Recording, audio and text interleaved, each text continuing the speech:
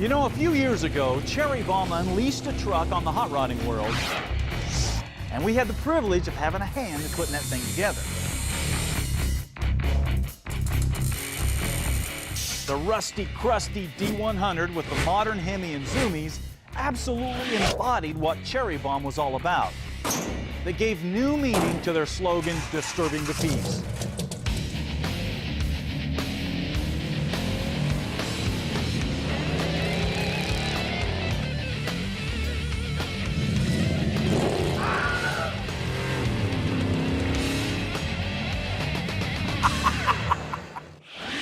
But the question is, how do you follow something like that up? Well, for Cherry-Bomb, the answer was pretty simple. Build a hot rod from the year that Cherry-Bomb started, 1968. We put a contest on the website to either build a 68 Camaro, a 68 Mustang, or a 68 Charger. Camaro won by tenfold. Now, even though Cherry-Bomb exploded on the scene in the late 60s, its real heyday was through the 70s. I wanted something to kind of pay homage to that time frame. And what were people doing to a 68 Camaro in the 70s? Well, they were putting slot mags on it, side pipes, and probably a blower in most cases. So I wanted to kind of pay homage to that 70s vibe, you know. But at the same time, have a modern running gear, modern look to it. Phil Brewer at year one, I told him what I wanted. He read my mind and drew the car out exactly how I saw it in my mind.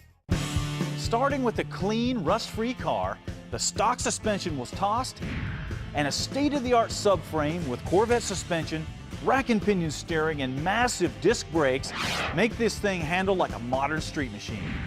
A heavy-duty Moser 12-bolt rear end sits in back, and a 4-link and coilover suspension hold it in place. Of course, everybody knows that a first-generation Camaro was one of the best-looking coupes ever built, so body modifications were kept to a minimum. And once everything was smoothed down, it was shot in a two-tone gloss red and flat black paint scheme for a very unique old-school vibe.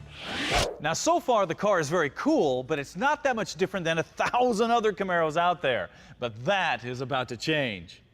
Because for an engine, they stuffed in a Mast Motorsports LSX 427 instead of a traditional big block Chevy. Then on top of that engine, the blower shop put together a massive 871 supercharger and fuel injection system to not only give that through-the-hood 70s look, but also over 800 streetable horsepower on pump gas. To channel all that power to the rear tires, American Powertrain supplied a Tremec Magnum 6-speed and heavy-duty clutch, so this thing is a blast to drive.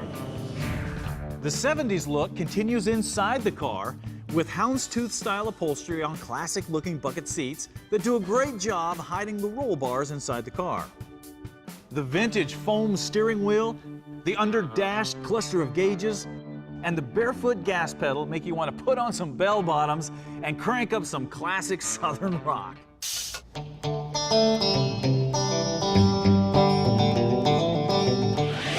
But instead of doing all that, all you really have to do is crank the key and tap your foot. And 800 horsepower will come roaring out through the custom Cherry-Bomb exhaust and side pipes. This is rock and roll, man.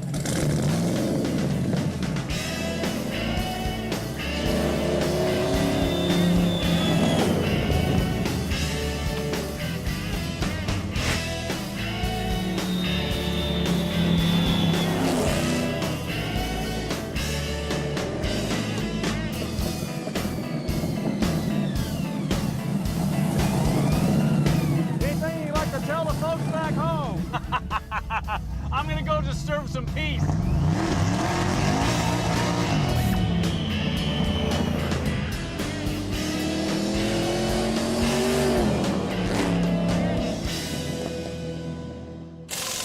And when you put all this stuff together, you end up with a car that has the look and the feel of a classic, in-your-face 70s muscle car with just enough modern touches to make it relevant today. And that is how you disturb the peace.